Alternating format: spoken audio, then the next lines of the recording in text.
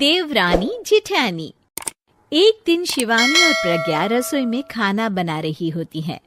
तभी प्रज्ञा को रसोई में एक चूहा दिखता है और वो जोर से चिल्ला पड़ती है, दीदी वो देखो चूहा। वो डर के स्लैब पर चढ़ जाती है। अरे चूहा ही तो है, तू तो ऐसे डर रही है जैसे तूने कोई भूत देख लिया हो। कितनी डरपोक है तू भी ना प्रज्ञा। आप ज्यादा हंसो मत दीदी, हर इंसान को किसी ना किसी चीज से डर लगता है। लगता होगा, पर मुझे तो किसी चीज से डर नहीं लगता। मैं तो बहुत बहादुर हूं, पर तू हद कर दी भाई, एक चूहे से डर गई है। एक दिन प्रज्ञा अपने कमरे से बाहर निकल रही होती है और तभी शिवानी उसे पीछे से आकर डरा देती है। प्रज्ञा एकदम से उछल पड़ती है। दीदी ऐसे भी कोई मजाक करता है क्या? अरे जरा अपनी शक्ल तो देख, एकदम बैंगन की तरह नीली पड़ गई है। अरे मेरी देवरानी इतनी बड़ी डरपोक है, मुझे तो पता ही नहीं था। आप ऐसे चौंकाओगे तो कोई भी डरेगा ना।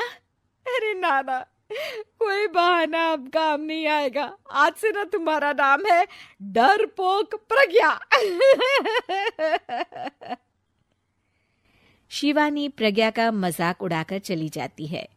प्रज्ञा शिवानी की मजाक उड़ाने की आदत से परेशान हो जाती है।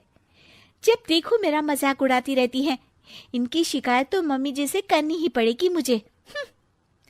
प्रज्ञा अपनी सास के पास जाती है और उन्हें सारी बात बताती है कि किस तरह उसकी जेठानी उसके डर का मजाक उड़ाती है। ओहो, तो बड़ी बहू को बड़ा घमंड है अपनी बहादुरी पर। कोई नहीं, अभी उसका घमंड तोड़ देते हैं। मेरे पास एक तरकीब है छोटी बहू, एक काम कर तू। प्रज्ञा की सास उसे अपनी जेठानी को डराने का प्लान बताती है। ये तो बहुत अच्छा आइडिया है मम्मी जी। क्या बात है, आइडिया सुनकर लग रहा है कि आप अपने बचपन में काफी शरारती रही होंगी मम्मी जी। अब आएगा मजा मेरी बहादुर जेठानी जी को। प्रज्ञा अपनी जेठानी को डराने का एक प्लान बनाती है। रात में वो शिवानी के पास जाती है और कहती है, दीदी मुझे ना बहुत डर लग रहा है। क्या हुआ मेरी डरपोक देवरानी? दीदी मैं छत पर गई ना तो मुझे ऐसा लगा कि कोई वहां है। ऐसा लगा जैसे मुझे कोई वहां देख रहा था, जैसे कोई साया। अरे क्या बक रही हो, तेरा वहम होगा। नहीं नहीं दीदी, आप चलो ना प्लीज मेरे साथ, मुझे तो बहुत डर लग रहा है। मेरी एक साड़ी सूख रही थी, वही लानी है। प्लीज आप चलिए ना ऊपर मेरे साथ। ओफो चल। प्रज्ञा शिवानी को बहाने से छत पर ले जाती है और वो उसके पीछे चल रही होती है।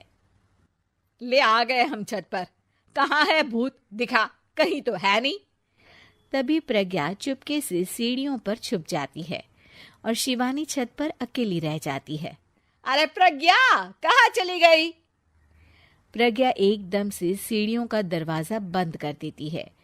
अब शिवानी को डर लगने लगता है। मैं नीचे चली जाती हूँ। लगता है प्रज्ञा भी नीचे ही चली गई है। तभी उसके सामने एक खुले बाल सफेद साड़ी में औरत खड़ी होती है। शिवानी उस औरत को देखकर डर जाती है। हाल तू चलाल तू आई बला को टाल तू, हाल तू चलाल तू आई बला को टाल तू।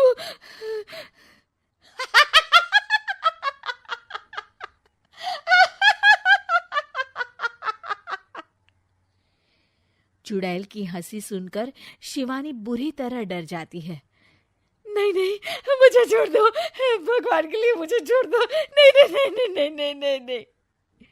मैं तुझे नहीं छोड़ूंगी, मैं तेरा खून पी जाऊंगी। तभी चुड़ैल की हंसी उसकी सास की हंसी में बदल जाती है।